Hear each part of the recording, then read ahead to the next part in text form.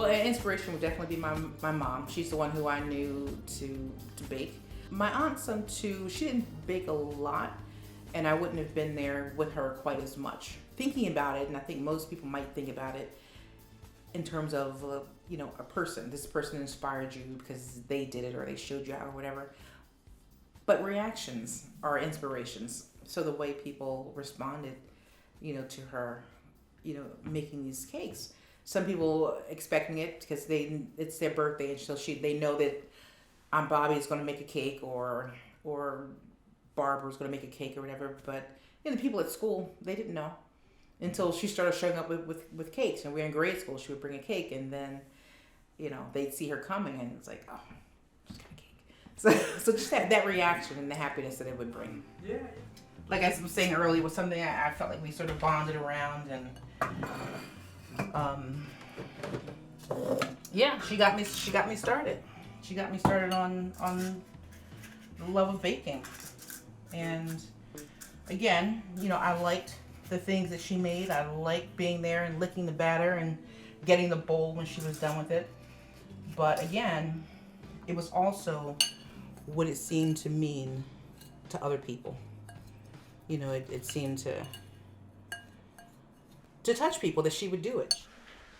Oh, my brother. There are two places I remember going with you where you were bringing a cake or something, maybe some cupcakes, to like some event. Maybe the one place wasn't true. I don't even know how to describe it actually. It was like me, you, and Karen were in this car, and then we drove to this place like 40 minutes out or something, and it was like a square. Like people had yes. What was that? That was the Philabundance cupcake smash. I forgot all about that. Yeah. that was some nuttiness.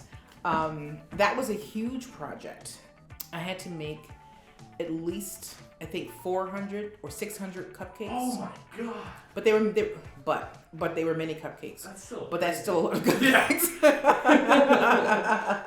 That's still a lot of cupcakes. But yeah, we were making them for this event. It was a fundraiser for Philabundance, and they had a number of people making cupcakes, competing in a competition to see, who made the best cupcakes. But it was, you bought a ticket to attend, and you got to sample cupcakes from all of the vendors, and they were separated into professional bakers and amateur bakers. Of course, I was an amateur baker. And the fun thing about that, there's anxiety that comes with how many cupcakes do I have to make and transport, and the first one has to be as good as the last one has to be as good as the first one. It's like, how do you keep all of this fresh, and how do you do all this, of that scale? So there was the anxiety of it, but then there was the fun part too, like creating, like following their instructions to be within the theme of the event, and having people come by and look at it, and because you eat with your eyes first, we'll look at it, but then also taste it and say, you should be over with the professionals. And more than one person said that. Oh, and I was just like, oh. So, my broken back, my kitchen, my apartment that looks like a wreck. It's got chocolate batter all over it, chocolate crumbs and everything. All of this work of transporting this stuff, was totally worth it. And yeah, it's real time. It's real time feedback from people who will probably never see you again. Don't feel like they owe you anything. It's almost anonymous. Except all this time later, I remember that a few people, like different parties, not a few people in the same party, but different people said, shouldn't you be over at the professional side? I was like, oh. That's so great. I really like that. That's a great story. I'm glad I asked about it. The other one that I was remembering, I don't think is real, actually. It might be, or maybe we can recreate it. Maybe we can create it. It was, I don't even know if you were there.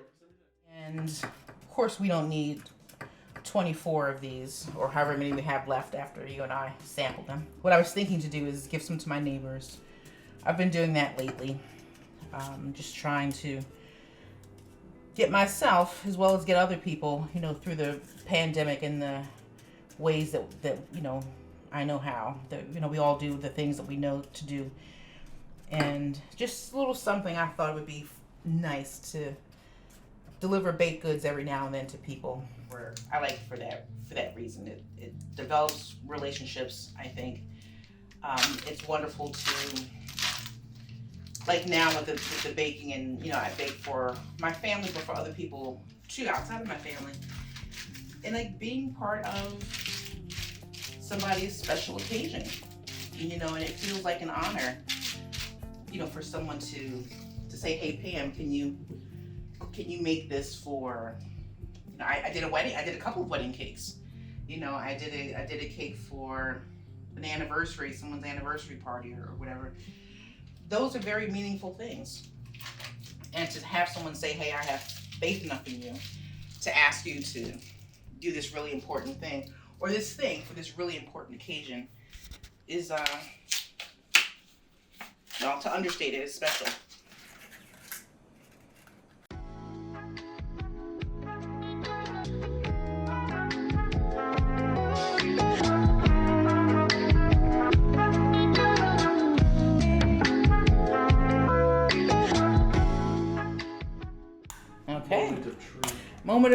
I think the moment of truth involves eating them. Yeah. A moment of one of the truths. That's the wedding cake, by the way. Oh my God, I can see the stress that would cause. All right, so here we go. Which one? Pick your cupcake. I think I'm looking at this guy. Okay. Yeah. I'll take this one. So, now again, I've never eaten cakes this fast out of the oven, but I'll put these in the freezer for a little quick freeze, and so let's see what we get. Okay, but that might be a little bit frozen too. It's okay. It's okay. All right. No. It's good though. Amateur. See, mine were Yeah. Well, I've eaten a few of these, so I know how it goes. Yeah. I need to get one in a bite. You just take a fork and scoop them back up. Something that feels so great is when you gift us something that you've baked.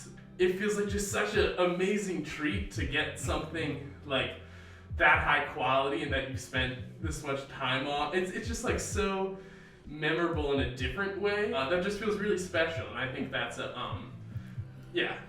that's another great aspect of it. And I really appreciate it. Well, thank you. I don't know if I gave you your praise on this one, but that one pound cake that you've given us a couple times with, like, I think there's like almond in it. Yeah. That is so amazing. And the one Karen originally said that you wouldn't appreciate, so she didn't share it with you. So wrong.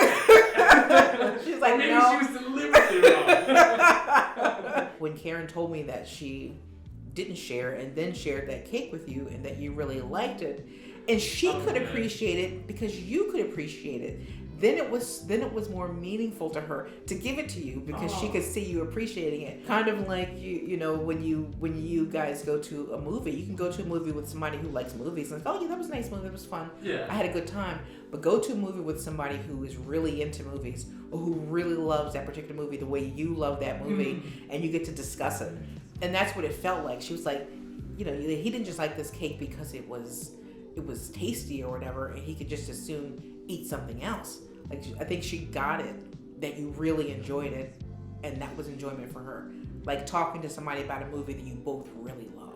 And that's it. That's what came through for me when she talked about what happened. From the beginning stages, it's baking. It's flour and it's some sugar and some butter and some eggs or whatever it is you're putting into your baked goods. And then it's maybe a desire to want to bake. It's having fun doing it, but it just branches off and becomes all these other things. What happens when you bake somebody a cake for their wedding? They really like it, and it's a traditional wedding cake, and it's beautiful, and things are great, and people love the taste of it. Or it's something whimsical, and it looks like their barn. Or you say to the universe, I want to do something, and then a baking job comes to you Like it gets all these other things too. It's not just a baked item that you give to somebody and that they enjoy. It creates other connections in some way. I don't know quite how to explain it, but it's more somehow. And one thing that I remembered from growing up, my mom would make these cakes, and like I said, we lived on the second floor apartment, and when you came up the stairs, you walked through our hallway. It was a common hallway, but our kitchen was separate from our other living quarters. So when people came up through the second floor to go to the third floor, they could just like pop their head into the kitchen real fast and say hi or whatever. And people would come in and they would, sit there if we were in there and chat. But my mom had cake, and she would give cake to the people coming through sometimes.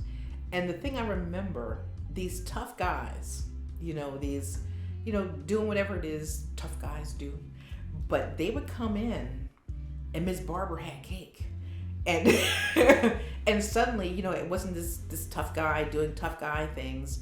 It was this little boy who was sitting down at a table with his legs swinging, eating cake, got some milk, and and all was right with the world.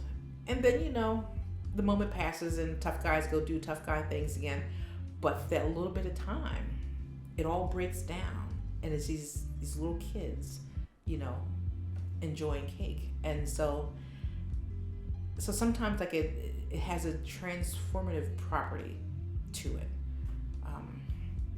and people remember. I'm not somebody's mother or grandmother doing something, but it might remind them of something that they shared, that they did with their parents or their grandparents or whatever. So it brings back, it creates memories, and I think it helps people retrieve or be in touch again with their own memories. So yes, I think maybe that's why I do it too. It's like so much more than just flour, butter, sugar, eggs. Absolutely. So. That was so beautiful. And because I know you're gonna kick yourself if we don't get to this, my name is Pam Jones. That was good. I've known this videographer, filmmaker guy since he was this big. And I like to bake, and I learned how to bake I got my beginnings with my mom, Barbara Jones.